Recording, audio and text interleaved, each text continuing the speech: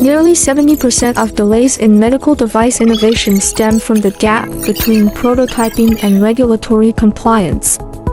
In this video, LS Manufacturing reveals the registration-oriented prototyping strategy, helping clients reduce time to market by 40% on average.